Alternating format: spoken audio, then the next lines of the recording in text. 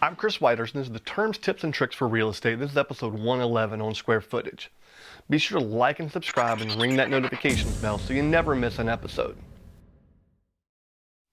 Building off of last week's entry, another major selling point for a home is the amount of square footage. Many times we make comparisons between homes beginning with price per square foot.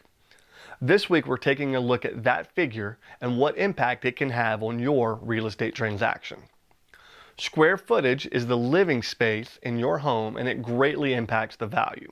In fact, it's one of the first things I use when I am doing a search for a home for a buyer or putting together comps to help a seller settle on the listing price of their home.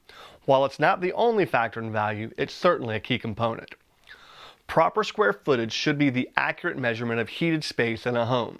An important detail to take note of is the tax record can't always be used to give an accurate accounting of that space. The finished room over a garage or an addition to the home can sometimes be excluded from the tax record. Additionally, an addition or finished room can't be included if it's non-permitted space, meaning the proper building permits were never pulled when adding on that addition.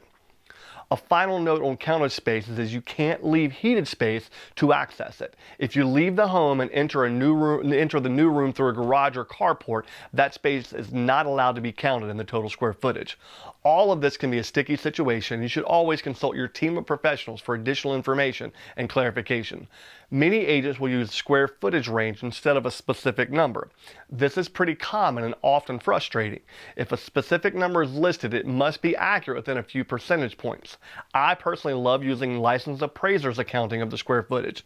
This alone is a great step for a homeowner to take care of prior to listing their home. Remember, there's more content on my website and YouTube channel. Be sure to hit all the notifications button and please subscribe. It helps my content get to others like you that may find it helpful. Until next time, I'm Chris Whitehurst. Welcome home.